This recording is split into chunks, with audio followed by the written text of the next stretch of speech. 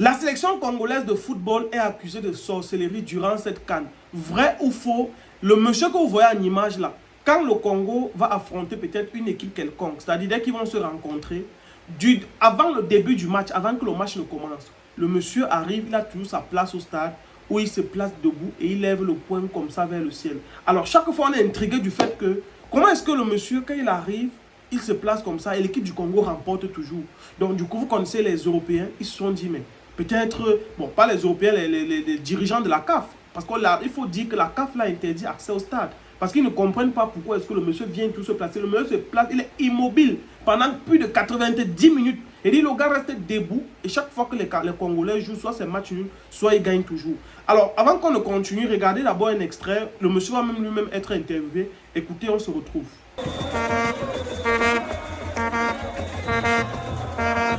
J'en atteste, j'étais présent dans la tribune, il n'a pas bougé pendant les 90 minutes de ce match. C'est l'une des célébrités de cette CAN. Ce supporter de la RDC vient de terminer sa performance ici pour le 3e match consécutif sous les applaudissements de la foule.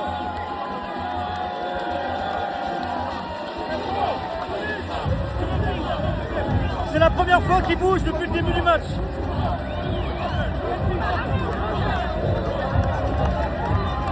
Vous êtes devenu une star aujourd'hui à la CAN, c'est incroyable. Hein. Gloire à Dieu, vraiment. Je suis très content de ça.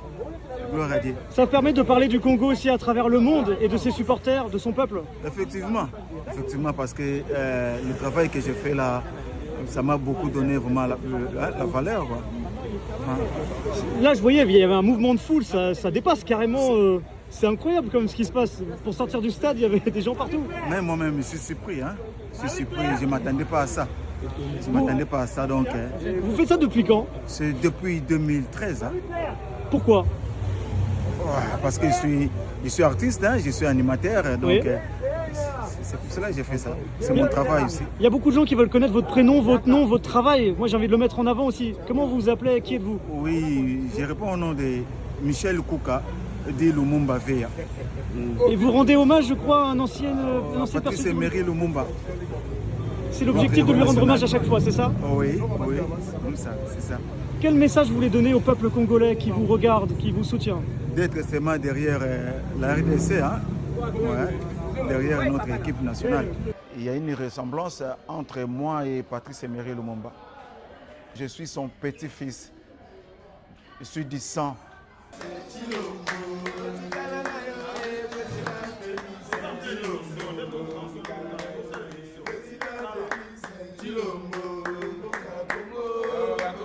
Il reste toujours figé pendant 90 minutes, voire même 120 minutes, il reste toujours intact jusqu'à la fin du match. Et c'est un spectacle très important pour nous. Et c'est très waouh. C'est une inspiration, c'est un amour. Hein? C'est l'amour d'abord du travail que je fais. Ma position, c'est que les spectacles que je fais, tout Congolais, il est content de me voir faire les spectacles là. Donc, c'est pour cela que je donne aussi force aux joueurs, à l'équipe nationale.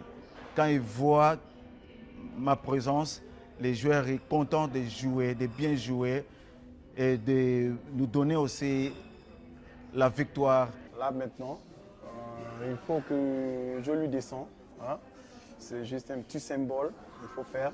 Il ne descend pas seulement comme ça, il faut mettre quelque chose dans sa poche, moyennant un petit rien, et par là, il va descendre.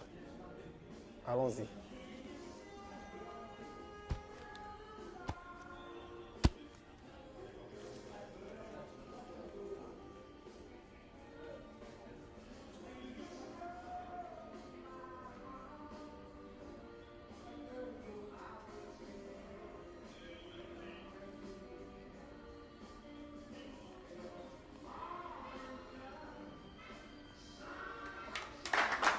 Et ça mérite des acclamations. Alors, le monsieur, comme vous venez d'écouter, est surnommé Lumumba. Alors, qui était Lumumba? Lumumba fait partie de ces pères fondateurs de la liberté. Bref, on connaît tous Lumumba. Émérite Patrice Lumumba. Alors, il est coiffé comme Lumumba. Il vient se placer là comme en guise. En fait, il vient se placer comme une représentation de la statue de Lumumba. on peut interpréter cette démarche de plusieurs manières. C'est-à-dire, l'attitude du monsieur peut être interprétée de plusieurs manières. Effectivement, on peut interpréter ça dans un premier temps comme peut-être un acte de sorcellerie.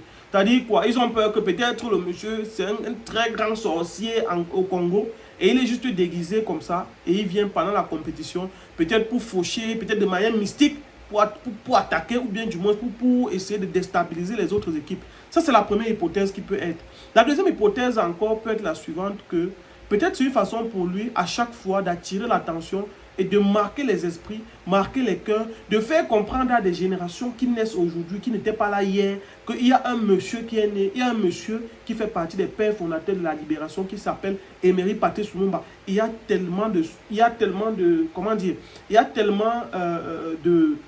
d'hypothèses par rapport à cela. Mais il faut dire que le fait que ce monsieur vienne pendant le match du Congo uniquement, parce que c'est vrai, le Congo c'est d'abord son équipe à la base, et le fait que chaque fois qu'il se place là, il restait immobile pendant plus de 90 minutes, c'est vrai que là c'est intriguant. Parce que même moi, parce que je dis bien, même un être humain normal, rester immobile 90 minutes, là c'est pas évident. Donc, on ne sait pas. Peut-être c'est un phénomène mystique qui le maintient en équilibre, qui le maintient debout pendant plus de 90 minutes. Peut-être c'est normal, peut-être c'est pas normal, mais toujours est-il, il y a une explication forcément à cela. Et selon ce que le monsieur a dit, c'est que lui, il fait ça en guise de manifestation, de protestation pour Lumumba. Donc, ça c'est ce qu'il dit, mais la vérité reste à prouver. Nous ne sommes pas des mystiques, nous ne sommes pas des personnes spirituelles, donc nous ne pouvons pas déterminer avec exactitude. Et la vérité est que chaque équipe qui vient jouer même ce football-là a toujours quelque part son petit gris-gris qu'il garde.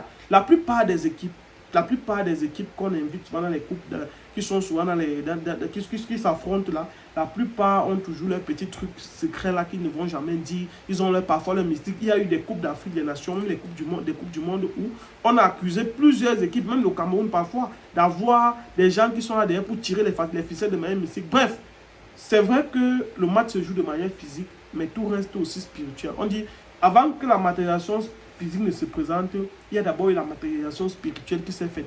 Donc, et si la matérialisation spirituelle a été gagnée ou bien s'est bien présentée, ça veut dire que dans le physique, ça sera aussi bien présenté. Alors, nous ne pouvons pas déterminer avec exactitude. Je vous laisse en commentaire, dites ce que vous pensez. Commentez, dites-nous ce que vous pensez. On va vous lire. À très bientôt. Ciao, ciao.